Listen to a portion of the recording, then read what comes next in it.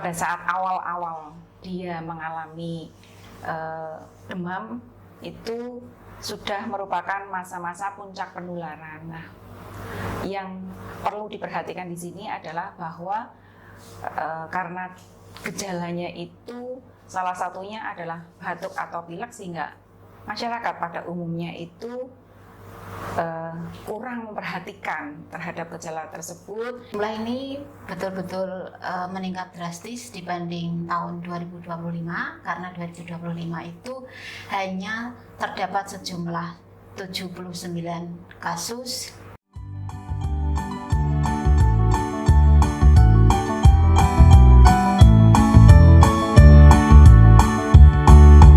Mari kawan kumpul di sini, sejenak kita ngopi. Ngopi bukan sembarang ngopi, ngobrol pengetahuan dan informasi. Sobat Mas Bara, kita sampai di sesi cek mitos atau fakta. Ibu Elvi, ini ada rumor bahwa campak hanya penyakit ringan dan bisa sembuh dengan sendirinya. Itu mitos atau fakta itu, Bu? Pernyataan ataupun rumor bahwa campak hanya penyakit ringan dan bisa sembuh dengan sendirinya, kalau itu disebabkan oleh virus, memang secara teori bisa sembuh dengan sendirinya. Akan tetapi di situ kita juga harus melihat bagaimana imunitas terhadap yang ada dalam tubuh si penderita. Kalau misalnya imunitasnya bagus, kemudian asupan gizinya di tubuh yang masuk itu juga cukup, itu insya Allah bisa sembuh dengan sendirinya. Akan tetapi yang dikhawatirkan adalah ketika penderita campak ini tadi mengalami yang namanya komplikasi yang akan justru memperparah, gitu ya, akan memperparah. Jadi tetap namanya kasus campak ataupun seseorang yang terkena campak itu kan salah satunya kita berikan vitamin A. Nah, vitamin A di situ adalah untuk meningkatkan daya tahan tubuh. Jadi bukan untuk mengobati virusnya, bukan. Vitamin A yang kita berikan kepada pasien itu adalah untuk meningkatkan daya tahan tubuh, supaya harapannya kalau daya tahan tubuh bagus, itu komplikasi juga tidak akan terjadi, begitu. Karena mengingat komplikasi yang parah ataupun yang berat dari kasus campak ini bisa berakibat fatal atau bahkan bisa sampai pada kematian, begitu. Ini, Bu, kadang di masyarakat itu ada yang menganggap bahwa orang yang terkena campak itu tidak boleh mandi karena nanti akan menambah ruam di tubuhnya. Itu sebenarnya mitos atau fakta itu seperti itu, Bu? Kalau yang sedang terkena campak terus tidak boleh mandi, Iya. nah itu jelas mitos ya. Mitos ya. Mitos ya, karena faktanya justru ketika seseorang atau anak terkena campak itu kita harus benar-benar menjaga kebersihannya supaya tetap mandi. Kalau misalnya tidak berani mandi, itu minimal diseka dengan air hangat. Sekanya juga dengan lap yang lembut, kemudian dikeringkan juga dengan handuk yang lembut. Nah, supaya kalau misalnya terkena campak kok tidak mandi, nanti justru akan memicu timbulnya infeksi sekunder. Misalnya dari ruam yang muncul di kulit itu kadang kan terasa gatal, atau mungkin karena ini di permukaan kulit itu kan muncul ruam-ruam, bintik-bintik merah. Itu kalau misalnya di situ terkena debu dan lain sebagainya dan tidak dibersihkan, itu bisa memicu timbulnya koreng misalnya, ataupun infeksi di kulit yang justru seharusnya itu bisa kita tangani dengan menjaga kebersihan. Mandi tetap mandi, hanya saja yang penting mengeringkannya itu dengan handuk yang lembut dan tidak boleh digosok seperti itu. Berarti tetap harus mandi. Harus mandi dengan ya. air hangat dan Boleh. dibersihkan dengan handuk yang lembut. Yang lembut. Terus ini juga ada anggapan bahwa campak ini hanya menyerang anak-anak saja. orang dewasa tidak bisa terkena campak dan rubella. Itu mitos atau fakta itu? Kalau campak hanya menyerang anak-anak itu pasti mitos. Karena faktanya dari kasus yang kita temukan di Banjarnegara ini 200-an kasus itu bisa kami sampaikan bahwa mungkin sekitar 25-30%-nya itu usia dewasa. Nah, usia dewasa. Jadi campak itu bisa menginfeksi siapapun yang belum memiliki kekebalan terhadap virus campak maupun rubella. Jadi kata kuncinya bukan usia anak atau dewasa, tetapi bisa berdampak kepada siapapun berbagai usia yang memang tidak memiliki kekebalan terhadap virus campak dan rubella. Nah, yang membedakan di sini tadi adalah komplikasi yang dialami. Nah, kalau di usia anak-anak ini kan kita bisa lihat biasanya misalnya usia di bawah 10 tahun itu kemungkinan besar sudah pernah mendapatkan imunisasi MR.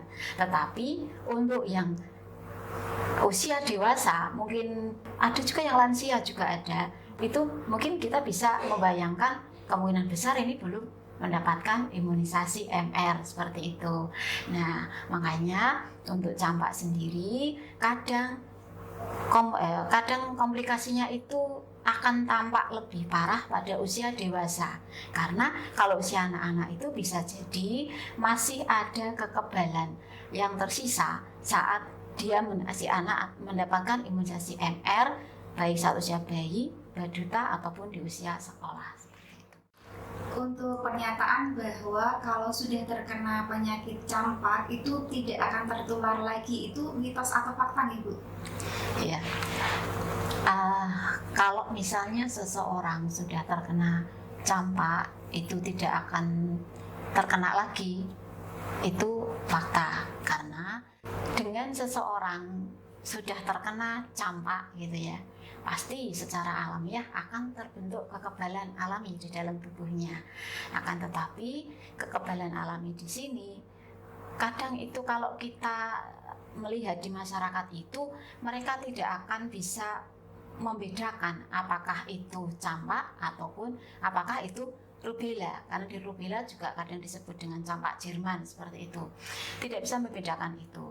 Jadi misalnya mengalami demam, ruam, oh ini kena campak, padahal belum tentu, kecuali itu yang sudah ditegakkan dengan laboratorium. Nah, misalnya sudah ditegakkan dari hasil uji lab sudah jelas ini positif campak, betul, secara alami akan terbentuk kekebalan terhadap virus campak. Akan tetapi akan sangat mungkin dia terpapar lagi, misalnya ini kan biasanya karena campak dan rubella itu gejalanya mirip, secara awam gejala klinisnya mirip, bisa jadi dia akan tertular lagi tetapi untuk jenis yang rubella gitu. Kekebalan alami yang terbentuk itu campak, dia bisa jadi akan tertular yang jenis rubella. Demikian juga yang sudah pernah terkena rubella dan secara lab itu positif rubella, itu punya kekebalan alamiah terhadap rubella, akan tetapi juga sangat masih mungkin terkena campak, bukan yang rubella seperti itu.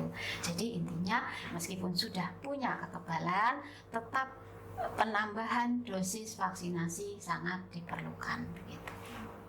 Baik, Sobat Mas Bara sudah mengetahui tentang mitos atau fakta dari pernyataan-pernyataan tadi. Sekarang kita lanjutkan terkait pemeriksaan campak dan rubella.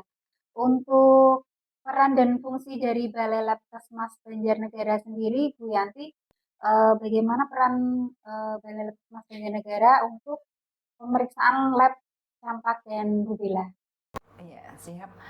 Untuk pemeriksaan campak dan rubella, maka Balai Lab Kesmas Banjarnegara sejak April 2026 sudah masuk di dalam jejaring laboratorium subnasional untuk pemeriksaan campak dan rubella.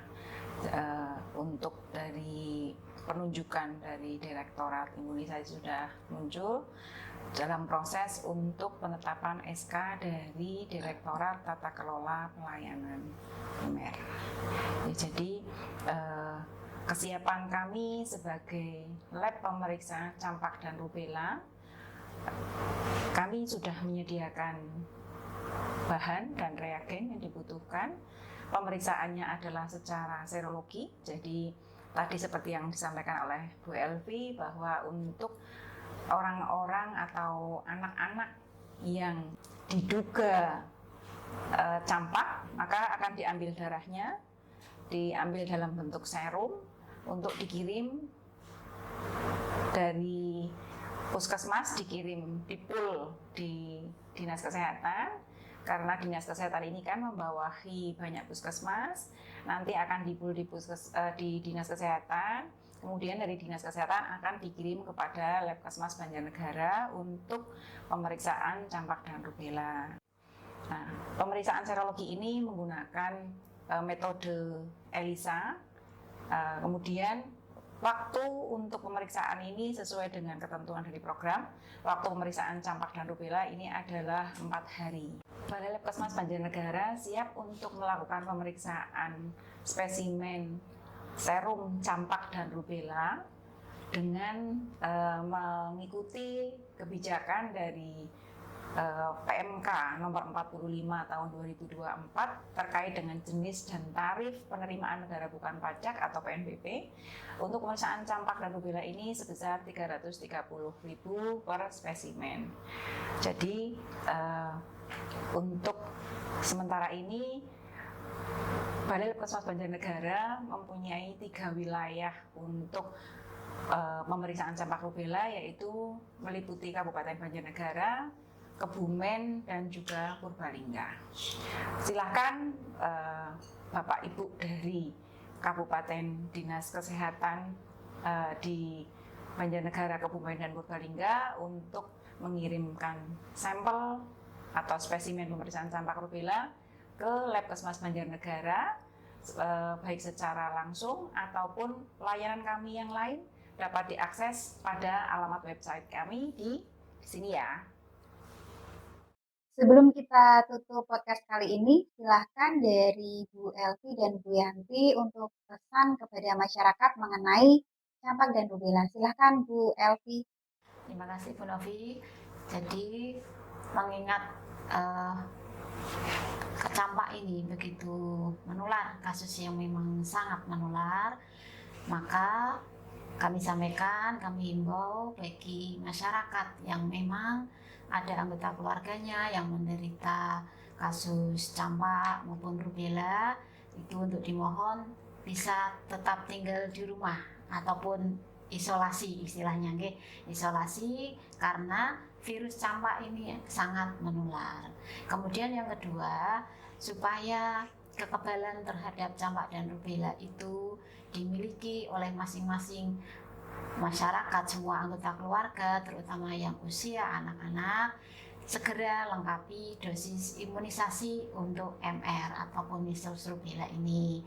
Silahkan bisa dilakukan layanan imunisasi meskipun sudah agak terlambat, tetapi tetap bisa kami berikan untuk melengkapi dosis imunisasinya.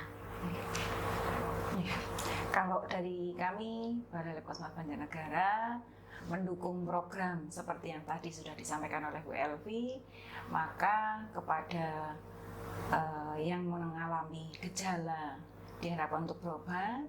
Apabila belum muncul ruam atau ras, nanti akan disarankan oleh petugas kesehatan untuk memberikan informasi apabila muncul ruam atau ras merah, yang kemudian nanti akan diberikan tindak lanjut oleh petugas puskesmas berupa pengambilan sampel darah yang akan dilakukan pemeriksaan di lab kami.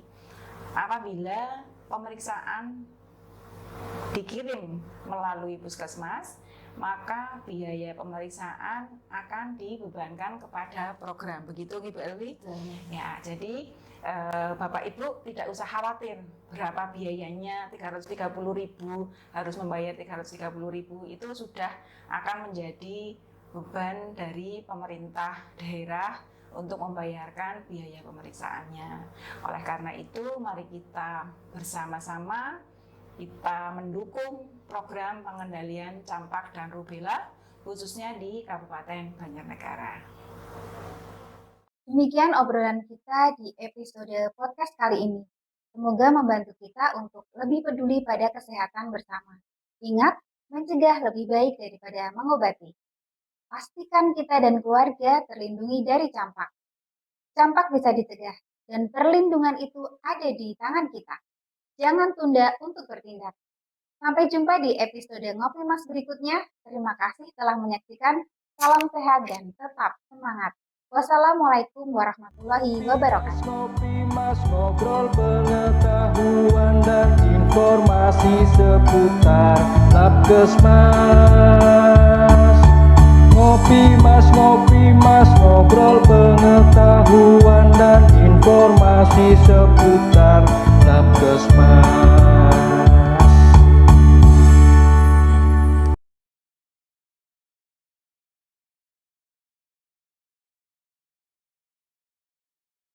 Di mana status pemberian imunisasi MR-nya adalah statusnya kejar imunisasi. Jadi bisa dilengkapi sampai usia di bawah 5 tahun atau balita.